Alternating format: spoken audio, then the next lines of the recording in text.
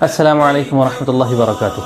ناظرین، آج ہم حج 2020 کے اپڈیٹس کہ آج جو حج ہو رہا ہے وہ کس طریقے سے ہو رہا ہے، اس کے ساتھ ساتھ ہمارے یہاں پہ عرفہ کب ہے اور خاص طور سے ایام تشریق کب سے کب تک پڑھی جائیں گی ہندوستان میں۔ تو آئیے انشاءاللہ ہم لوگ اپنا مذاکرہ شروع کرتے ہیں۔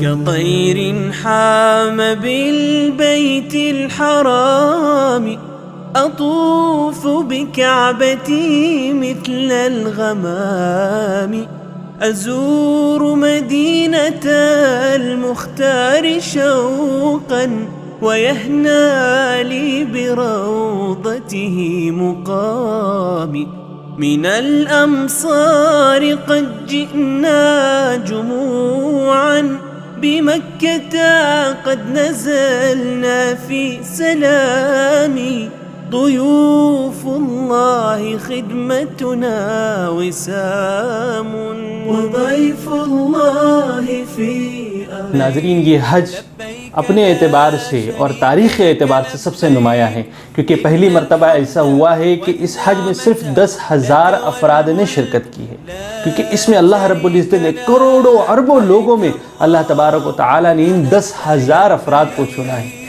یہ افراد واقعتاً خوش نصیب ہیں۔ میں نے کئی ایسے افرادوں کو بھی دیکھا ہوں جن کو میں پرسنلی جانتا ہوں، اللہ رب العزت نے ان کو ایسی سعادت دی ہے کہ وہ ہر سال بغیر ناگے کے حج کرتے ہیں۔ اللہ کا احسان ہے، اللہ کا کرم ہے، جو احباب ابھی حج کر رہے ہیں۔ کچھ چیزیں اس کے اندر ایسی یونیک اور الگ ہوئی ہے کہ اس سال ایک ہی میقات سے آپ جو احباب حج کر چکے ہیں یا عمرہ کر چکے ہیں تو ان کو پتہ ہے کہ جب آپ طائف سے انٹر ہوتے ہو تو وہاں پر ایک میقات ہے قرن المنازل۔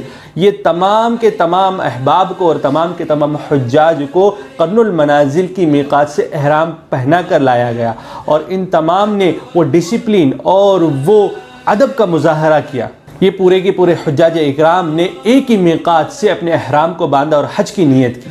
سچ میں یہ بات ماننی پڑے گی کہ اسلام ایک واقعتاً ایسا مذہب ہے جو ہر وقت ڈسپلن کی دعوت دیتا ہے۔ آپ دیکھیں گے کہ نماز انہی اوقات میں پڑھنا فرض ہے، زکوٰۃ کے لیے ایک سال کا گزرنا فرض ہے، حج کے لیے ایک میعاد کا ایک وقت کا مقرر ہونا ضروری ہے۔ اسلام ہمیشہ ڈسپلن کی دعوت دیتا ہے اور ڈسپلن سے ہر چیز عمل میں آتی ہے۔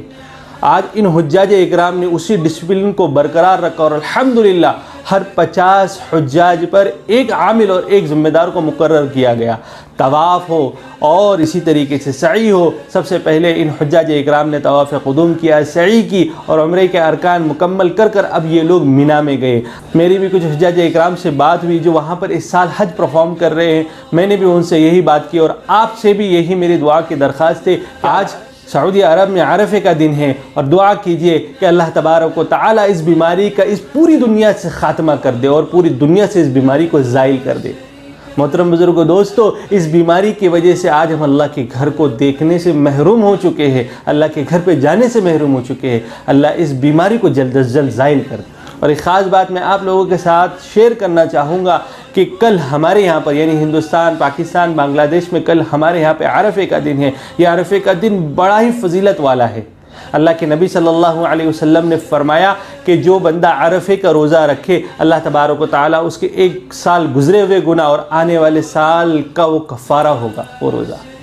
کل وہ دن آنے والا ہے، کوشش کرے کہ ہم اپنے اہل و عیال کے ساتھ، اپنے اہل خانہ کے ساتھ ہم اس دن کا روزہ رکھیں اور اللہ سے دعا کریں کہ اللہ ہمیں اس بیماری سے چھٹکارا دے دے۔ دیکھیے بزرگوں، اللہ اس بات پر بھی قادر ہے کہ ایک بڑے بادشاہ کو ایک لنگڑے مچھر سے اللہ تبارک و تعالیٰ نے تباہ و برباد کر دیا۔